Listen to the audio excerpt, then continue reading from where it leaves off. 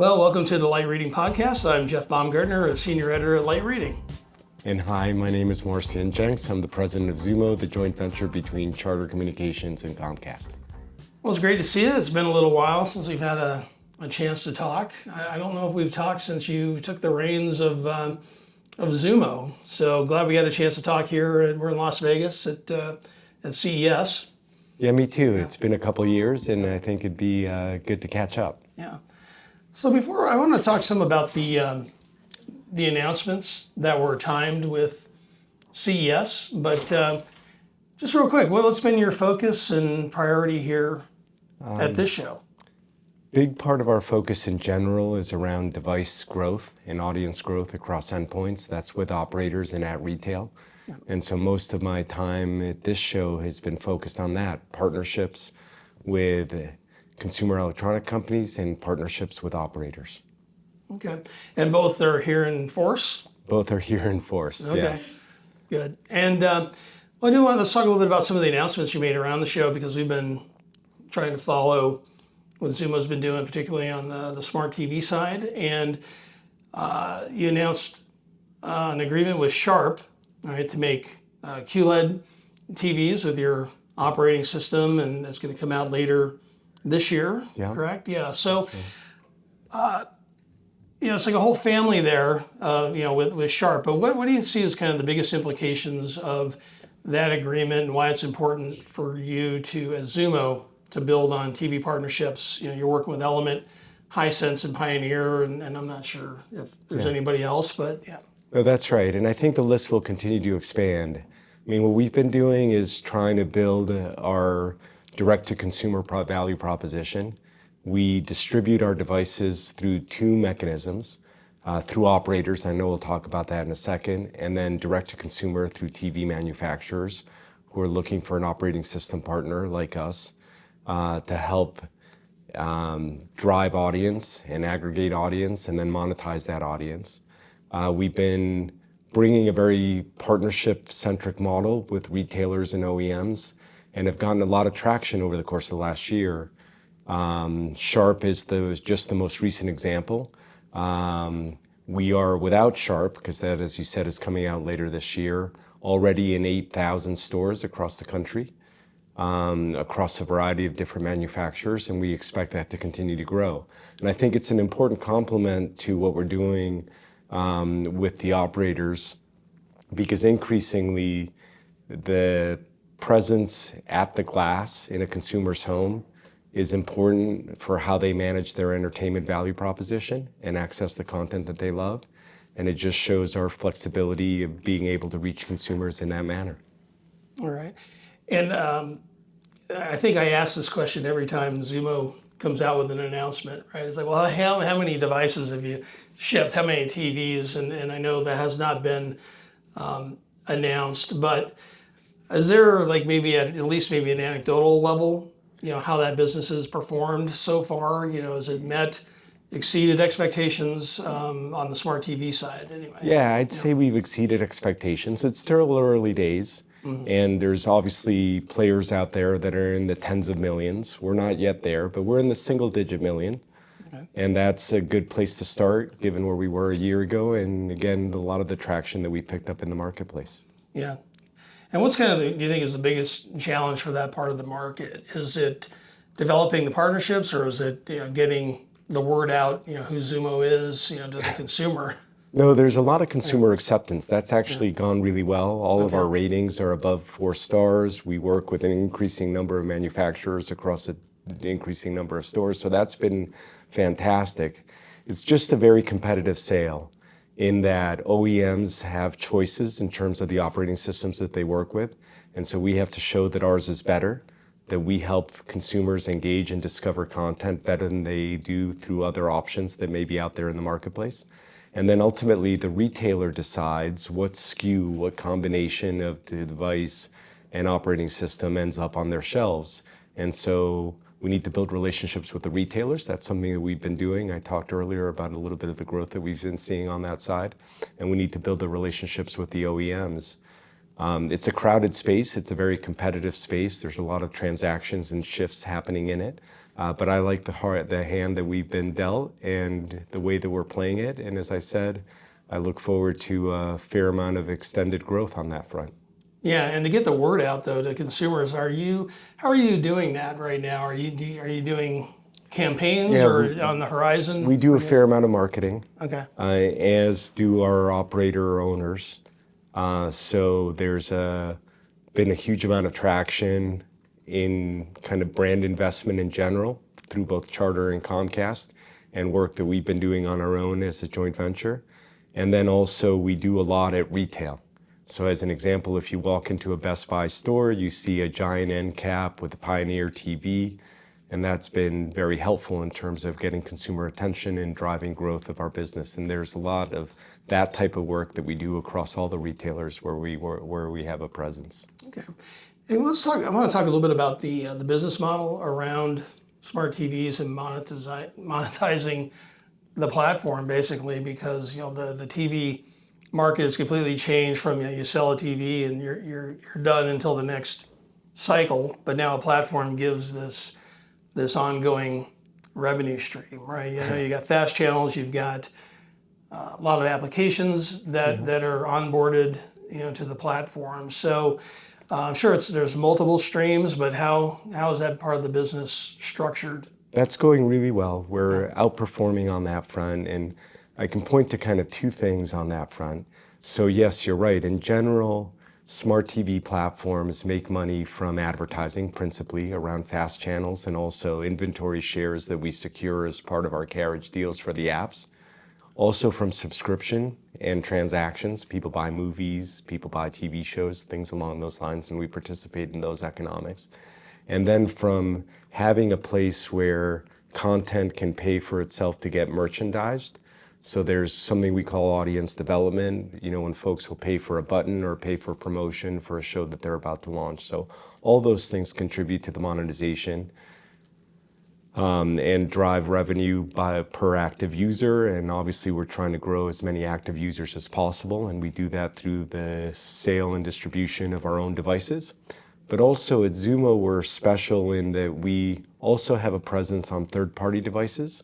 Another one of the announcements that we made at the CES is our relationship with Google TV, where we power fast channels across their platform and now help with the monetization of those channels. And we do that at a variety of different endpoints. We do that for TCL, and we do that for a series of other manufacturers as well. Okay, yeah, I want to talk a little bit about the Google TV, the updated, enhanced, expanded agreement. And so you were distributing fast channels for them previously, but not monetizing? We've been doing that for a while. And they were handling the monetization. We're very good at monetizing on our own. We reach an extended audience across all the endpoints that we touch.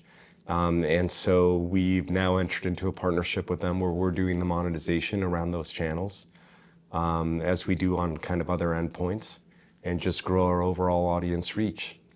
Yeah, so are you the only one handling the monetization for those? We are. So just curious how that came about. Was it due to, you've got a lot of scale in that part of the business and they're like, well, maybe you're best suited to do that? We do. We're probably one of the leaders, if not the leader, in terms of fast channel syndication across a variety of different endpoints, both our own devices and third-party devices. And we do what I would call a distinguished job at monetizing the audiences that we reach and driving engagement on that front. And so this is just something that we are able to kind of bolt on to the side of that business and drive monetization for Google and for ourselves. Okay. And I did want to talk, just circling back to the smart TV and kind of it's a pretty competitive market. I don't have to tell you that, but there's a lot of options in the market, and so I was just wondering how you see Xumo's approach on differentiating in the market, because when I was looking at some research, consumers think about price and screen size and resolution. Operating system might be further down the list, right?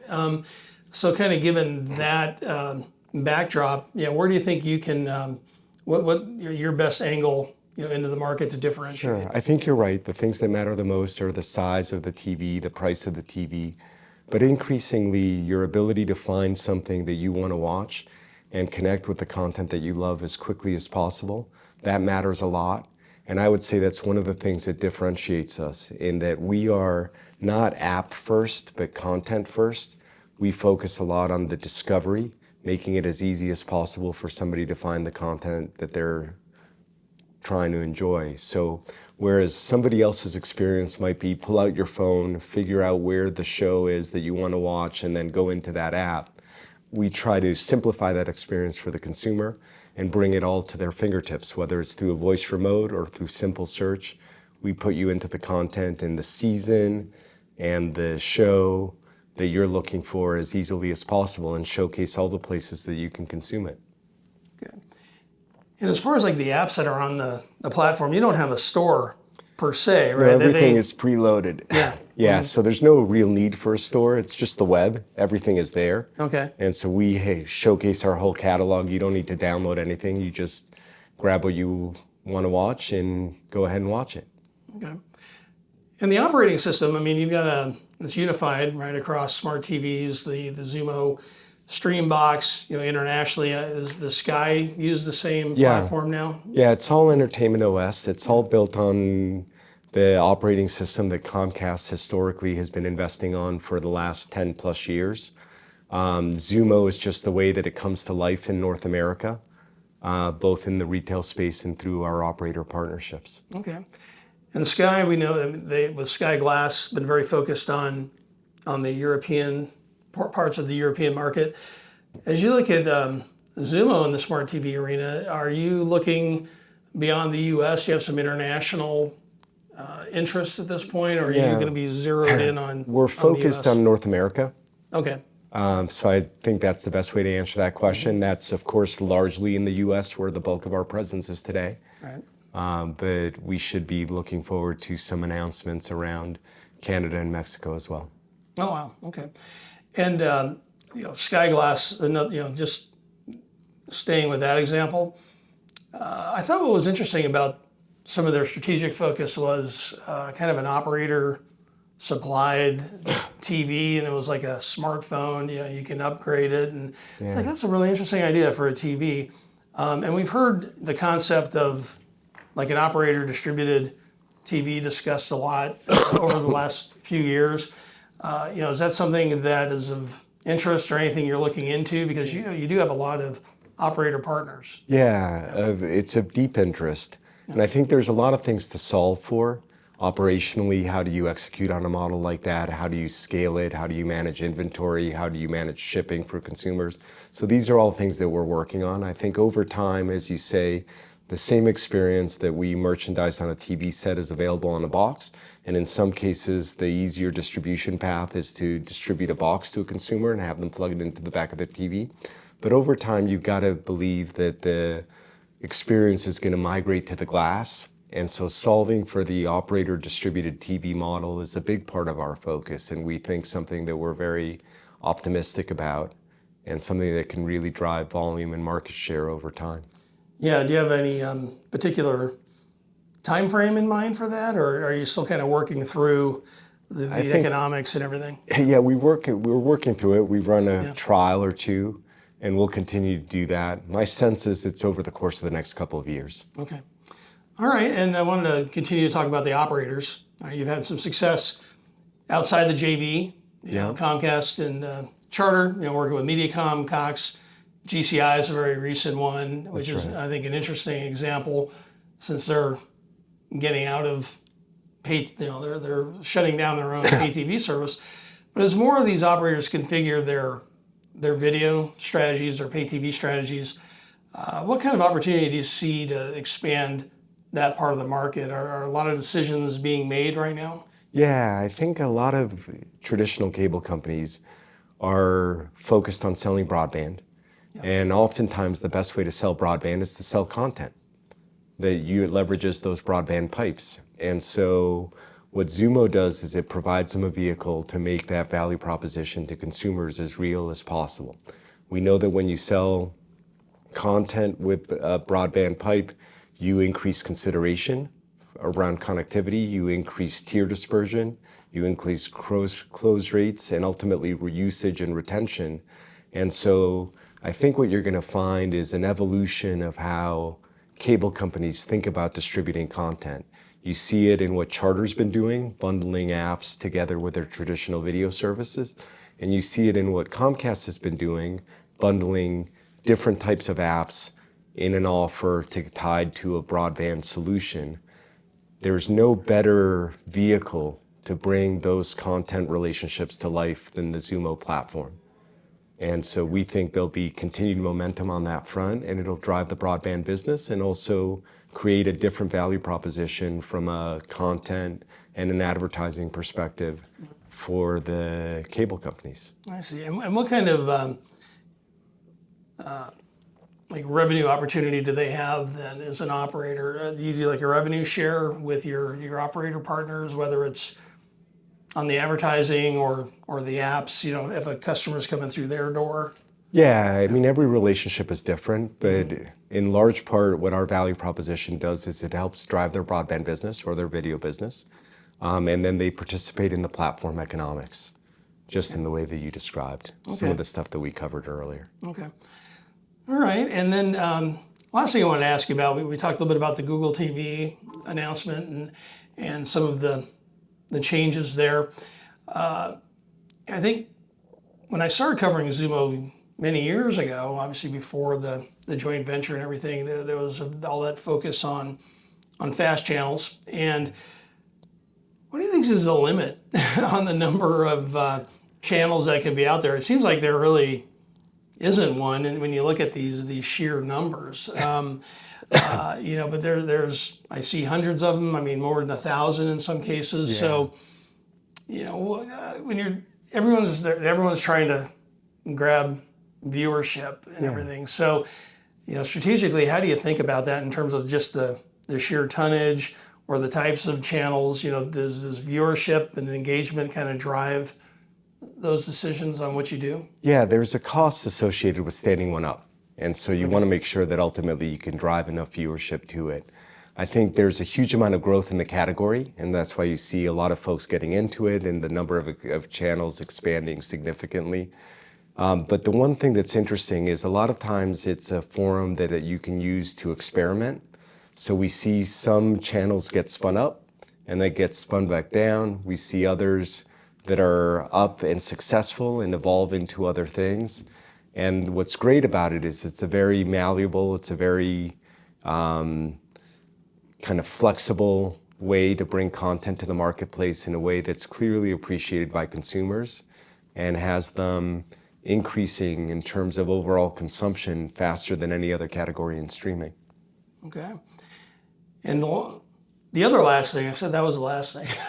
But that's all right. I have a lot of other last things. Yeah. So we're just in January 2025. So we talked a lot about different aspects of the business and some of the things that you're announcing here. But for the rest of the year, what are your top 2 or 3 priorities? Yeah. So biggest focus for us is growth and distribution of endpoints. And whether that's devices that we're selling or distributing through operators, or whether it's our fast channels on other people's devices, you're going to see a big focus on that, on distribution.